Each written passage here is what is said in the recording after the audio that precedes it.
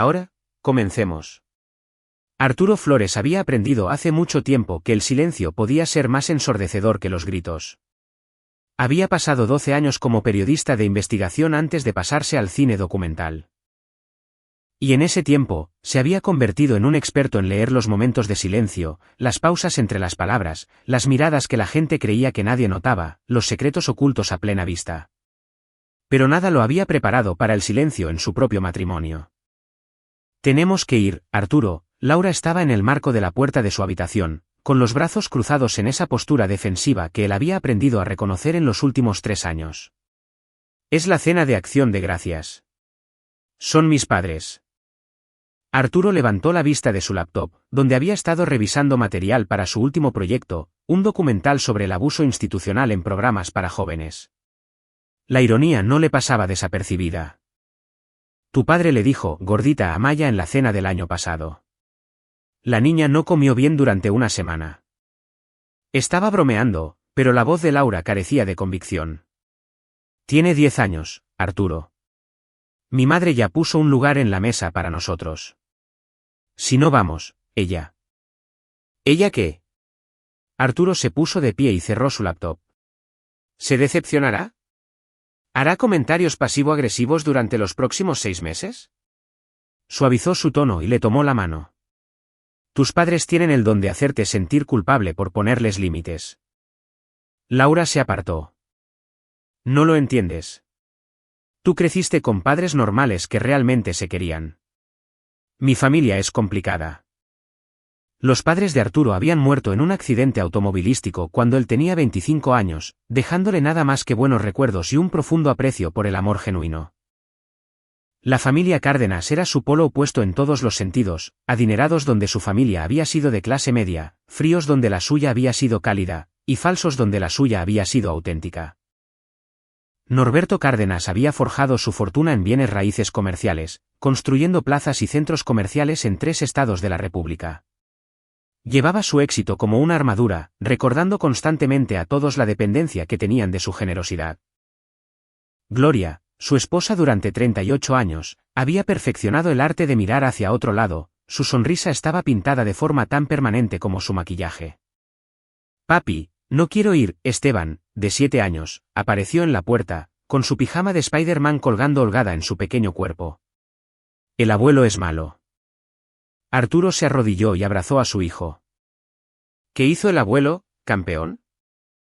Los ojos de Esteban se desviaron hacia su madre, luego de vuelta a Arturo. Nada. Solo me pone nervioso. Laura suspiró con un sonido pesado, lleno de resignación.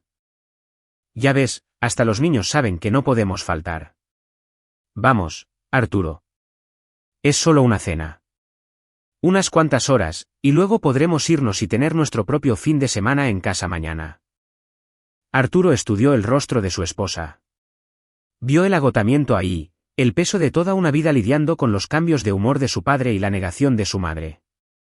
Había estado con Laura durante 14 años, casados por 12, y cada año las visitas a la propiedad de sus padres se volvían más tensas. Está bien, le revolvió el cabello a Esteban. Pero en el segundo en que alguien cruce la línea. Nadie cruzará ninguna línea, dijo Laura, respondiendo demasiado rápido. Todo estará bien.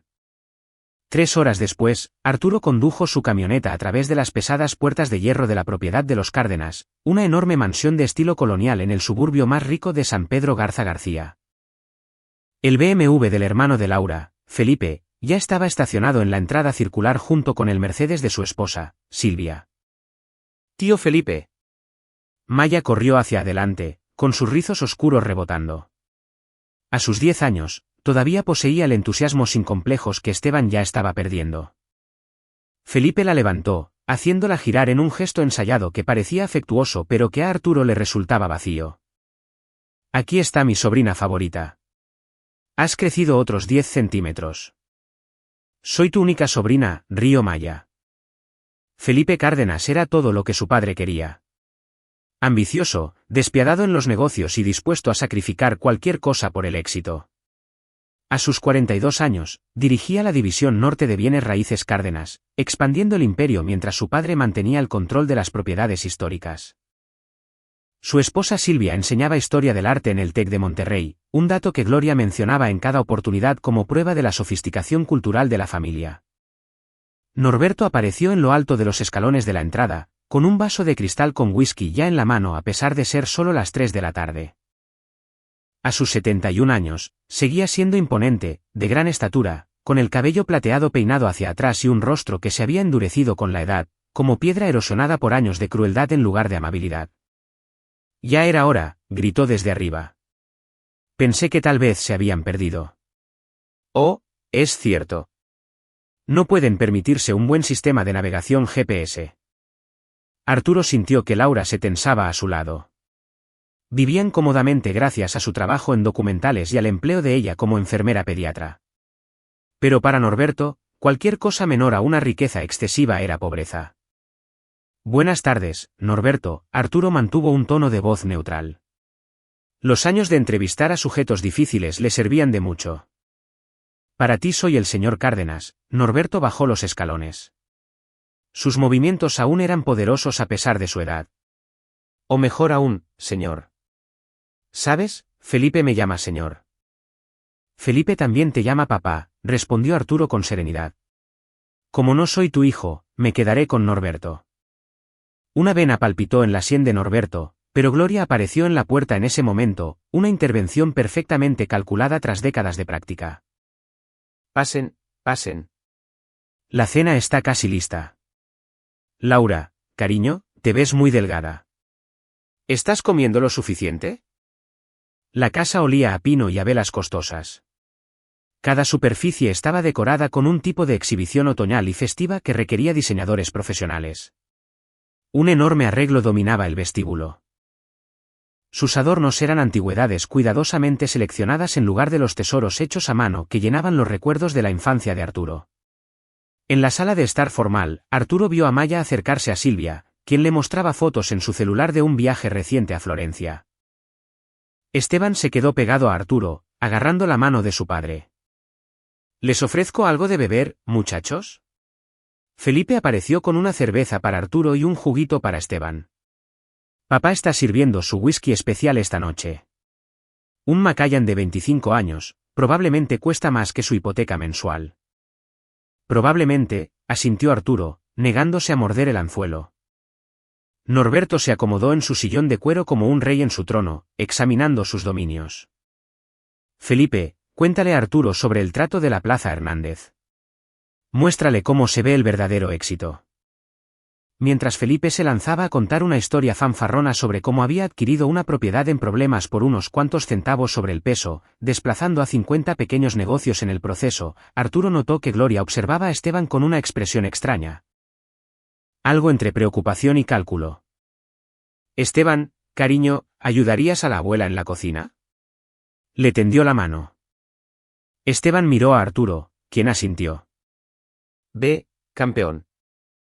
Pero mientras Esteban cruzaba la sala, el pie de Norberto salió disparado hacia adelante.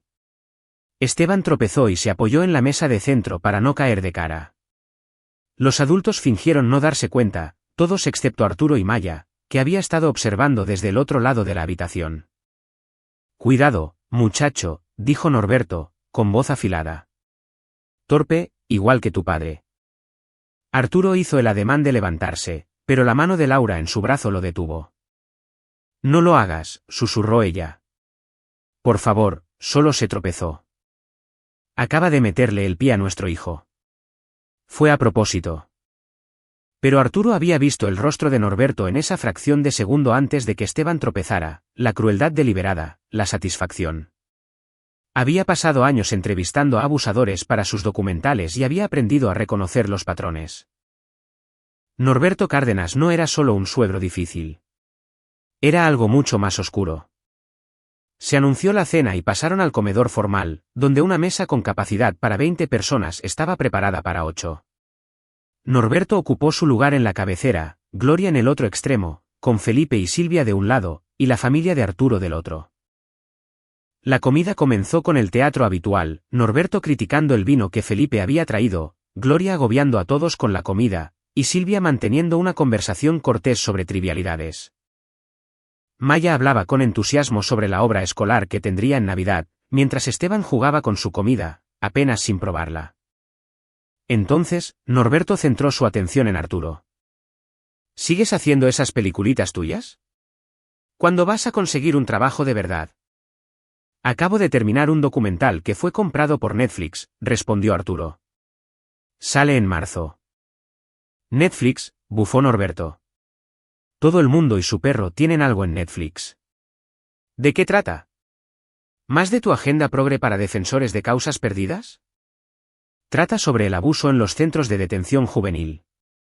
Fallas sistémicas que permitieron que los niños fueran lastimados por las personas que debían protegerlos. La mesa se quedó en silencio. Laura le lanzó una mirada de advertencia. Suena deprimente, dijo Felipe. ¿Quién quiere ver eso? Las personas que se preocupan por proteger a los niños, dijo Arturo. Las personas que creen que los abusadores deben enfrentar las consecuencias. La mandíbula de Norberto se tensó. ¿Sabes cuál es tu problema, Arturo? Ves villanos en todas partes. El mundo no es tan blanco y negro como quieres hacerlo ver en tus documentitos. Tienes razón, concordó Arturo. La mayoría de los abusadores no se ven a sí mismos como villanos. Justifican su comportamiento, se dicen a sí mismos que están enseñando lecciones o manteniendo el orden. Se esconden detrás de la autoridad y la lealtad familiar. Papi, interrumpió Maya, intentando romper la tensión. ¿Puedo contarles a todos sobre la obra de la escuela?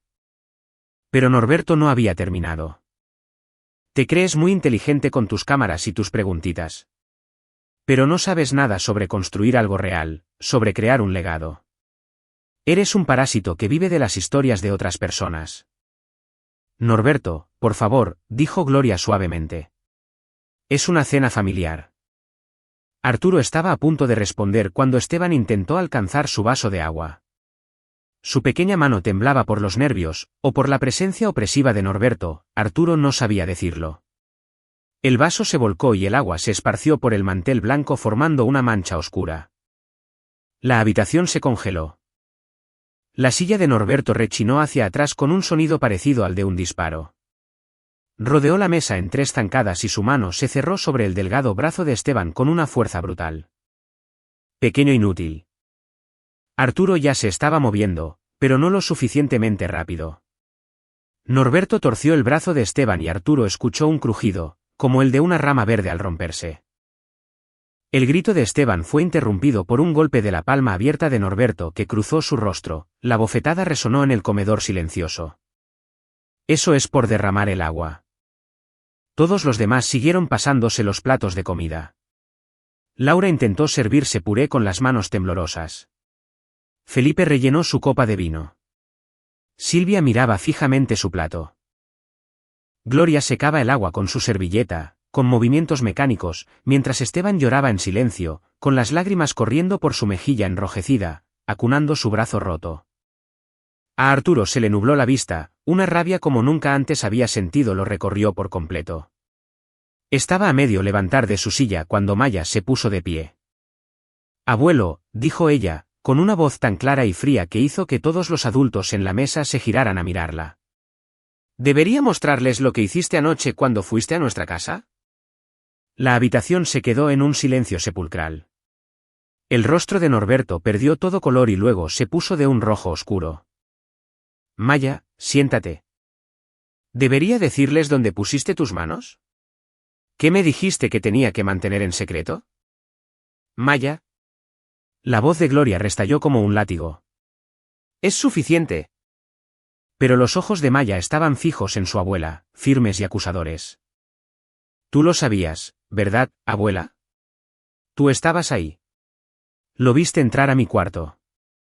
Laura se levantó tan rápido que su silla cayó hacia atrás. ¿De qué estás hablando? Arturo ya se estaba moviendo hacia Esteban, atrayendo a su hijo hacia sus brazos, con la mente a 1000 por hora intentando procesar lo que Maya acababa de decir, mientras su corazón latía con la necesidad absoluta de proteger a ambos niños. Está inventando cosas, balbuceó Norberto, pero su voz había perdido su autoridad, reemplazada por un tono desesperado. Es una niña confundida que... No estoy confundida, las manos de Maya estaban cerradas en puños a los costados. Fuiste a nuestra casa anoche después de que mamá y papá se durmieron. Dijiste que la abuela te había enviado a dejar unos regalos. Entraste a mi cuarto y tocaste mí. Nos vamos. La voz de Arturo cortó el caos de tajo.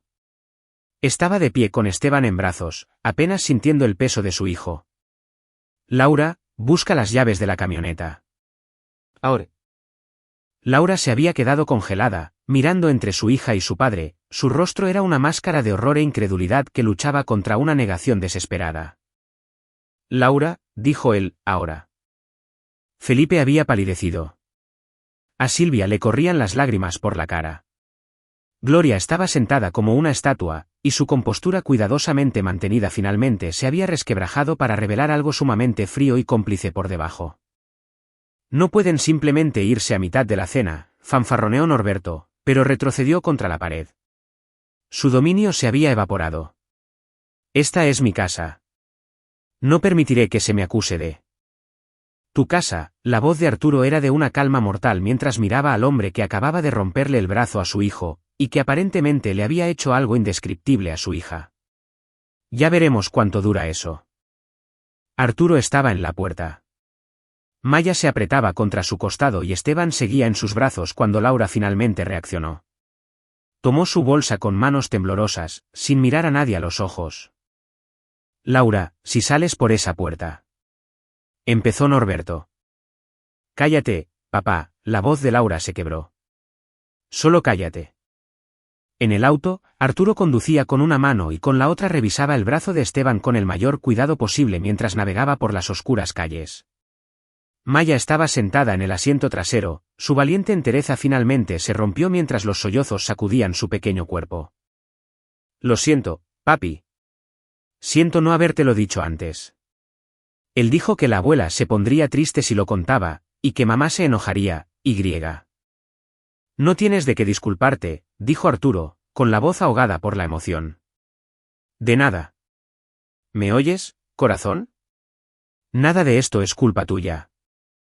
Laura miraba por la ventana, con lágrimas silenciosas resbalando por sus mejillas. Arturo se detuvo en el estacionamiento de urgencias, y su mente ya catalogaba todo lo que tenía que hacer que atendieran y documentaran el brazo de Esteban. Llevar a Maya a que la examinaran. Levantar un acta en el Ministerio Público. Llamar a un abogado. Pero debajo de los asuntos prácticos, debajo de la furia y el dolor desgarrador, se estaba formando una fría certeza. Norberto Cárdenas había lastimado a sus hijos, y Arturo iba a hacerle pagar por ello de formas que el anciano ni siquiera podía imaginar. Las luces fluorescentes de la sala de urgencias proyectaban una luz dura sobre todos cuando Arturo cruzó las puertas automáticas cargando a Esteban, seguido por Laura, que aferraba la mano de Maya. La enfermera de admisión echó un vistazo al brazo hinchado de Esteban y a la marca roja de una mano aún visible en su rostro, e inmediatamente llamó a un médico. ¿Cómo le pasó esto? Los ojos de la enfermera se movían entre Arturo y Laura, entrenados para detectar signos de maltrato infantil. Su abuelo, la voz de Arturo se mantuvo firme a pesar de la rabia que aún le hervía en la sangre, le retorció el brazo hasta rompérselo, y luego lo abofeteó. Hace unos 40 minutos. La expresión de la enfermera pasó de la sospecha a la compasión. Tendremos que presentar un reporte al DIF.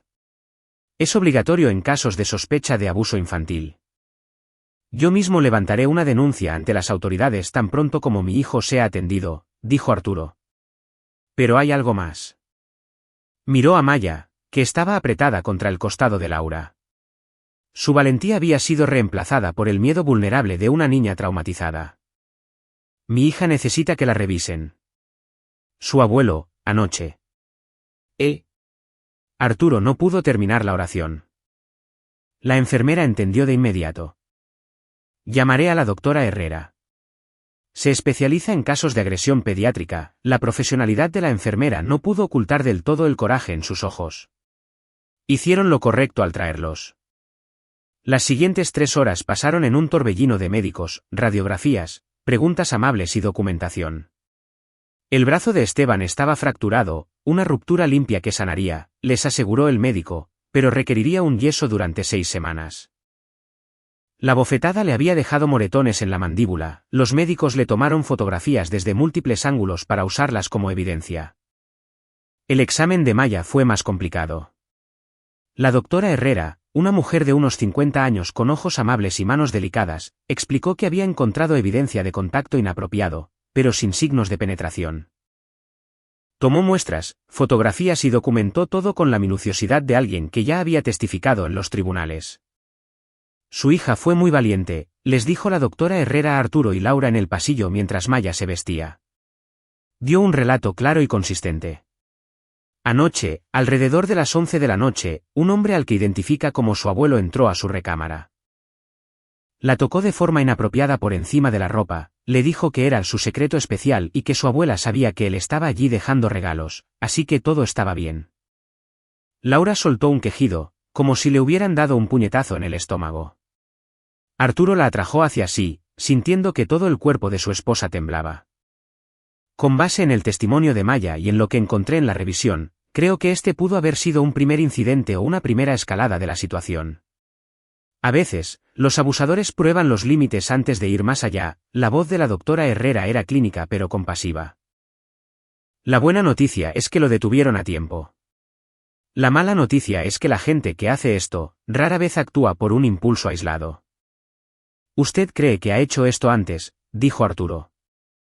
No era una pregunta. Creo que deberían preguntarse si ha tenido acceso a otros niños, nietas, estudiantes, hijas de empleados. Los hombres como él a menudo siguen un patrón. Después de que la doctora Herrera se fue, Arturo hizo la llamada que tanto temía. La detective Susana Salazar, de la Unidad de Víctimas Especiales de la Fiscalía, llegó 30 minutos después, una mujer directa de unos 40 años que escuchó su relato sin interrumpirlos, tomando notas en una libreta de cuero desgastada. Tendrán que traer a ambos niños mañana para que den sus declaraciones formales ante el Ministerio Público, dijo la detective Salazar, cerrando su libreta.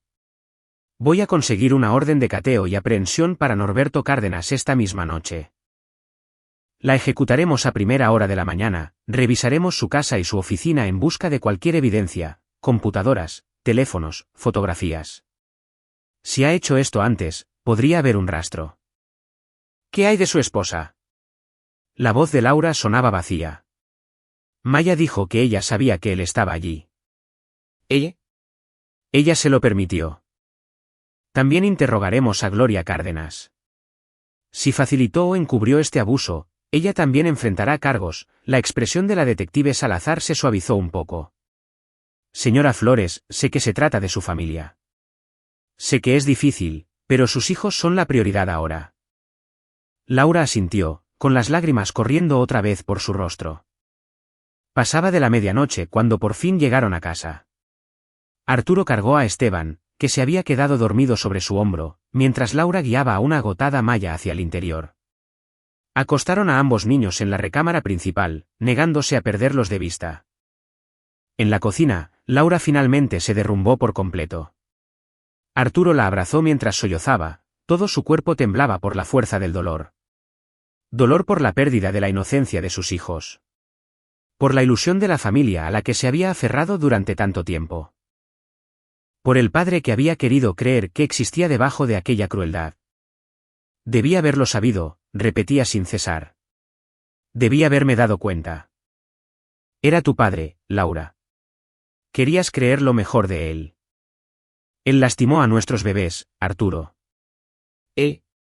No pudo terminar. Arturo pensó en todas las veces, a lo largo de los años, en las que había querido cortar los lazos por completo con la familia Cárdenas.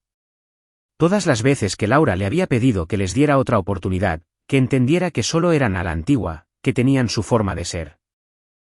Se había callado por ella, se había tragado su enojo en nombre de llevar la fiesta en paz. Nunca más. Voy a destruirlo, dijo Arturo en voz baja. No solo por la vía legal. Voy a quitarle todo. Su reputación, su negocio, su legado, todo. Laura se separó para mirarlo. ¿A qué te refieres? Me refiero a que soy bueno descubriendo la verdad, Laura. Es lo que hago para vivir. Y te garantizo que Norberto Cárdenas tiene más esqueletos en el closet que solo lo que le hizo a Maya. Los hombres de esa calaña no se convierten de repente en depredadores a los 70 años. Hay un historial, y lo voy a encontrar. Los ojos de Laura escudriñaron su rostro. Prométeme algo. Lo que sea. Prométeme que le harás pagar por lo que hizo. No solo por lo legal. Tal vez eso no sea suficiente. Prométeme que sabrá lo que se siente perderlo todo. Arturo le besó la frente. Te lo prometo. A la mañana siguiente, Arturo despertó con el celular vibrando lleno de mensajes. El primero era de la detective Salazar, orden ejecutada. Norberto y Gloria bajo custodia. Búsqueda preliminar arrojó evidencia significativa. El segundo era de un número desconocido que resultó ser de Felipe. Tenemos que hablar, decía el texto. El abogado de papá me llamó. Esto va a destruir a toda la familia. Arturo no respondió. En cambio, preparó café y se sentó en la mesa de la cocina con su laptop para comenzar la investigación que consumiría las próximas semanas de su vida. Empezó con registros públicos, propiedades, archivos comerciales, demandas. Norberto Cárdenas había pasado 50 años construyendo un imperio, lo que significaba 50 años de posibles testigos, víctimas y pruebas. Para el mediodía, Arturo había encontrado 3 demandas civiles interpuestas contra bienes raíces Cárdenas, todas resueltas fuera de los tribunales con acuerdos de confidencialidad, NDA. 2 implicaban acusaciones de ambiente laboral hostil. Una mencionaba específicamente conducta inapropiada con la hija menor de edad de una empleada. Laura apareció en el umbral de la puerta con aspecto de no haber dormido nada. Los niños siguen descansando. Les di un poco de Benadryl anoche para que pudieran dormir. Arturo le mostró lo que había encontrado. Este acuerdo fue hace 15 años. Una secretaria afirmó que Norberto agredió a su hija de 14 años en una posada de la empresa. ¡Ay, Dios! Laura se dejó caer en una silla. ¿Cómo es posible que no lo supiera? Porque tu familia es muy buena ocultando cosas, Arturo resaltó otro documento. Y mira quién firmó el acuerdo de conciliación como testigo. Tu madre. El rostro de Laura palideció por completo. Ella lo sabía. Todos estos años lo supo. El teléfono de Arturo sonó. Era la detective Salazar. Señor Flores. Quería ponerlo al tanto de lo que encontramos en el cateo. Norberto Cárdenas tenía una caja fuerte en su estudio. Adentro había fotografías, docenas de ellas. Niñas, en su mayoría de entre 8 y 14 años. Algunas parecen ser fotos familiares, otras. Hizo una pausa. Otras muestran signos de haber sido tomadas sin que la víctima se diera cuenta. Fotos debajo de las faldas, en vestidores, ese tipo de cosas. La mano de Arturo se apretó en torno al teléfono. ¿De cuántas niñas estamos hablando? Todavía estamos catalogando, pero de al menos 20 niñas diferentes a lo largo de lo que parece ser un lapso de 30 años. Estamos trabajando en identificarlas. Algunas parecen ser de la familia, primas, sobrinas. Otras podrían ser hijas de empleados o de socios comerciales. ¿Qué hay de Gloria? Está cooperando plenamente, lo que equivale a decir que no admite nada pero lo insinúa todo. Afirma que no sabía de las fotografías, pero cuando se le presiona sobre la declaración de su hija de que ella estaba presente cuando Norberto fue a su casa, dice que se había quedado dormida en el auto y que no vio a dónde fue él. Su abogado ya está tratando de negociar un acuerdo. Cuando terminó la llamada, Arturo se quedó sentado en silencio, procesándolo todo. Esto era mucho más grande de lo que había imaginado. Norberto no solo había lastimado a Maya. Había estado victimizando niñas durante décadas, y Gloria lo había permitido mediante su silencio y complicidad. Laura estaba llorando de nuevo, pero esta vez el llanto venía mezclado con coraje. ¿A cuántas familias les pagaron? ¿A cuántas niñas lastimaron? Vamos a averiguarlo. Arturo abrió un nuevo documento en su computadora. Y nos vamos a asegurar de que todo el mundo sepa exactamente quién es en realidad Norberto Cárdenas. Durante las siguientes 2 semanas, Arturo trabajó jornadas de 18 horas. Contactó a las familias de los antiguos acuerdos legales, la mayoría de los cuales habían sido obligados a guardar silencio mediante contratos de confidencialidad. Indagó en la hemeroteca de periódicos antiguos, encontrando breves notas sobre incidentes en las propiedades de Cárdenas que habían sido rápidamente sepultados. Entrevistó a ex empleados que se habían ido en circunstancias misteriosas, uniendo las piezas de un patrón de comportamiento depredador que se remontaba a cuando Norberto tenía apenas 30 años. Lo que emergió fue el retrato de un monstruo que había usado su dinero y su poder para silenciar a sus víctimas durante más de 40 años. Las fotografías de la caja fuerte databan de la década de 1980. Algunas de las niñas eran ahora mujeres adultas que habían pasado su vida intentando olvidar lo que Norberto Cárdenas les había hecho. Arturo contactó a cada una de ellas de forma personal. Algunas se negaron a hablar, el trauma seguía demasiado a flor de piel décadas después, pero otras estaban listas.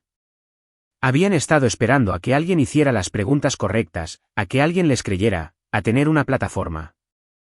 Para la tercera semana, Arturo tenía a 15 mujeres dispuestas a dar su testimonio frente a las cámaras. Sus historias eran increíblemente consistentes. Norberto había usado su posición de autoridad, sus conexiones familiares y su enorme fortuna para ganarse el acceso a las niñas, y luego había abusado de ellas. Algunas eran hijas de empleados que habían sido despedidos de inmediato tras quejarse. Otras eran familiares lejanas que habían sido tachadas de niñas problemáticas cuando intentaron hablar. Una de ellas era una niñera a la que Norberto había agredido cuando tenía 16 años, a la que luego le había pagado la universidad a cambio de su silencio. La investigación de la detective Salazar corría de forma paralela a la de Arturo. La fiscalía estaba armando un caso penal sólido, pero como le explicó Salazar mientras tomaban un café una tarde, los casos penales en México son lentos e inciertos. Incluso con todas estas pruebas, una condena no está garantizada, le dijo ella. Los abogados de Norberto ya están argumentando que las fotografías son simples imágenes familiares inocentes y que los acuerdos extrajudiciales fueron únicamente para evitar los altos costos de litigios laborales. Probablemente sus abogados logren negociar los cargos para que reciba una pena mínima o arresto domiciliario, dada su edad y estado de salud. Eso no es suficiente, dijo Arturo. No, coincidió Salazar. No lo es, pero es todo lo que el sistema de justicia te puede prometer. Arturo pensó en su trabajo como documentalista, en el poder de la narrativa para cambiar corazones y mentes de maneras en que los casos judiciales simplemente no lograban. Pensó en las mujeres que había entrevistado, en la valentía de compartir sus historias después de años de silencio. Y pensó en Maya, que tendría que vivir con lo que Norberto le había hecho por el resto de su vida. Sabía lo que tenía que hacer. Arturo pasó el siguiente mes filmando. Entrevistó a las 15 mujeres que habían accedido a participar, cada una relatando su historia con sus propias palabras. Incluyó a expertos médicos hablando sobre los impactos a largo plazo del abuso sexual infantil. Invitó a analistas legales y abogados para que explicaran cómo la riqueza y el poder crean sistemas diseñados para proteger a los depredadores. Documentó el imperio empresarial de Norberto, demostrando que la misma crueldad despiadada que lo hizo millonario en los bienes raíces, también lo volvía extremadamente peligroso para los vulnerables. E incluyó la historia de su propia familia, el valiente testimonio de Maya, el brazo roto de Esteban, la dolorosa caída en cuenta de Laura de quien era realmente su padre. Con autorización, incluyó las fotografías del hospital, las denuncias del Ministerio Público y la evidencia que demostraba que Norberto Cárdenas era absolutamente todo lo que el documental de Arturo lo acusaba de ser. Lo tituló, La casa que construyó Norberto. Felipe intentó detenerlo. Llamó a Arturo decenas de veces, dejándole mensajes de voz cada vez más desesperados. Vas a arruinar a toda la familia. Piensa en el futuro de Laura, en su herencia. Piensa en la empresa. A Arturo no le importaba nada de eso. Silvia se acercó a él de manera mucho más comprensiva. Le creo a Maya. Les creo a todas las mujeres. Pero, ¿esto es de verdad necesario? El proceso legal ya lo está destruyendo. Sí, le contestó Arturo, es necesario. Porque el sistema de justicia podría darle solo un par de años de cárcel o comodidades en prisión. Esto se va a asegurar de que el mundo entero lo recuerde exactamente como la escoria que siempre fue. El documental se estrenó en el Festival Internacional de Cine de Morelia en enero, a 8 semanas de aquella cena de Acción de Gracias de Pesadilla. Ganó el galardón a Mejor Documental. Netflix compró los derechos de distribución 2 días después. Cuando se estrenó a nivel mundial en marzo, la respuesta fue inmediata y abrumadora. Norberto Cárdenas se convirtió en un símbolo nacional del poder corrupto y del abuso sistemático. Su imperio inmobiliario se desmoronó en cuestión de semanas a medida que sus socios huían despavoridos, los inquilinos rompían sus contratos de renta y los inversionistas sacaban su capital. El apellido Cárdenas, antes sinónimo de prestigio y éxito en Monterrey y el resto del país, se volvió sinónimo de depredación. Norberto fue declarado culpable de múltiples cargos y sentenciado a 25 años de prisión. A sus 71 años, era efectivamente una cadena perpetua. Gloria se declaró culpable de los cargos de encubrimiento y complicidad, y recibió una pena de 5 años, aunque su abogado abogó por que se le concediera el beneficio de arresto domiciliario dada su avanzada edad. Felipe intentó salvar el negocio a como diera lugar, pero el daño era irreversible. Bienes raíces Cárdenas se declaró en bancarrota. La enorme mansión de la familia fue embargada y subastada. Todo lo que Norberto había construido, cada ladrillo de su legado, fue desmantelado y reducido a cenizas. Pero Arturo no había terminado. En el primer aniversario de aquella cena, Arturo lanzó un cortometraje documental como seguimiento al original. Este se enfocaba enteramente en las sobrevivientes, mostrando cómo habían reconstruido sus vidas, cómo habían encontrado sanación y un nuevo propósito. Incluyó a Maya, ahora de 11 años, hablando de su proceso psicológico en terapia y de su labor abogando por otros sobrevivientes de abuso. Incluyó actualizaciones sobre las primeras mujeres que rompieron el silencio, muchas de las cuales se habían convertido en activistas o consejeras terapéuticas. El mensaje era contundente. Norberto Cárdenas había intentado quebrar a estas personas, silenciarlas con billetes, amenazas y humillación pública, y, a pesar de todo, ellas habían sobrevivido. Habían alzado la voz. Y le habían ganado. En la escena final, Arturo estaba sentado con Maya y Esteban en la sala de su casa. Hacía mucho tiempo que a Esteban le habían quitado el yeso, pero aún conservaba una pequeña cicatriz en la mandíbula debido a la bofetada de Norberto. Un recordatorio permanente que Arturo había transformado en una lección sobre cómo plantarle cara a los cobardes y defender a los más débiles. ¿Crees que el abuelo está arrepentido?, preguntó Maya, mirando directamente a la lente de la cámara. Arturo meditó la respuesta con detenimiento. Creo que lamenta que lo hayan descubierto. Creo que lamenta haber perdido su dinero, su prestigio y sus empresas, pero creo que si pudiera hacerlo todo de nuevo, simplemente sería mucho más cuidadoso para que nadie lo atrapara. Eso es muy triste, dijo Maya. Lo es, coincidió Arturo. Pero esto es lo que quiero que nunca olvides. Las decisiones de ese hombre no te definen a ti. No definen a ninguna de sus víctimas. Todos ustedes tienen el poder de escribir sus propias historias de ahora en adelante, totalmente libres de su sombra. El documental cerraba con unas líneas de texto en la pantalla.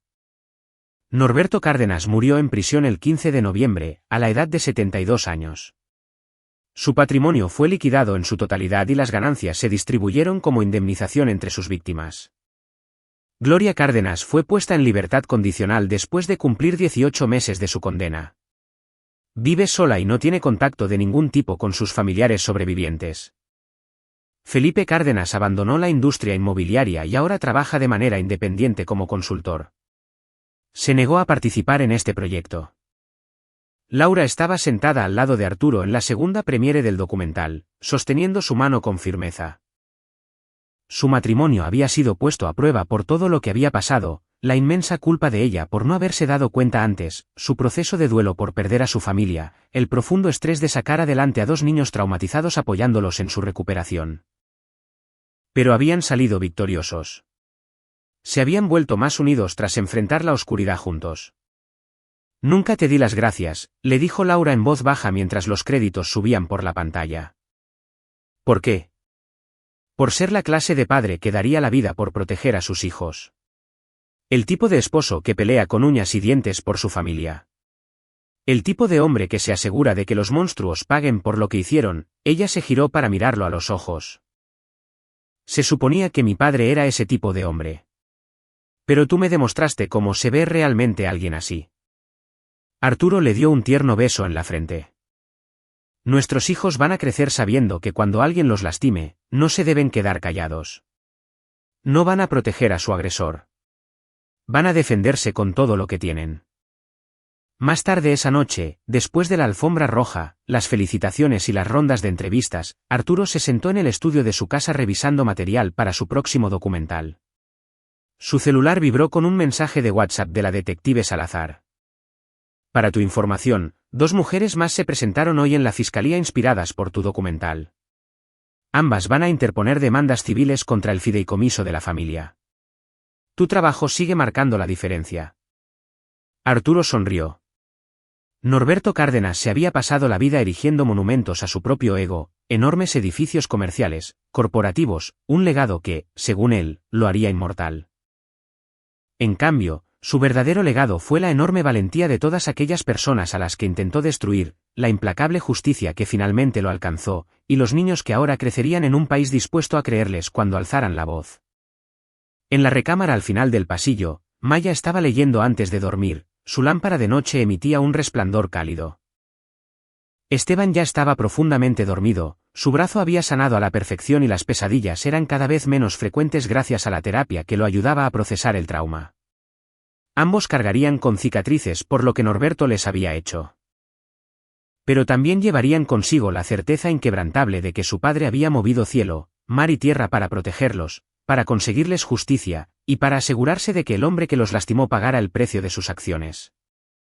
Y eso, pensó Arturo mientras cerraba su laptop y se dirigía hacia su habitación a dormir, era un legado que sí valía la pena dejar. Aquí es donde nuestra historia llega a su fin. Comparte tu opinión en la sección de comentarios. Gracias por tu tiempo. Si disfrutaste de esta historia, por favor suscríbete a este canal. Haz clic en el vídeo que aparece en pantalla y nos veremos pronto.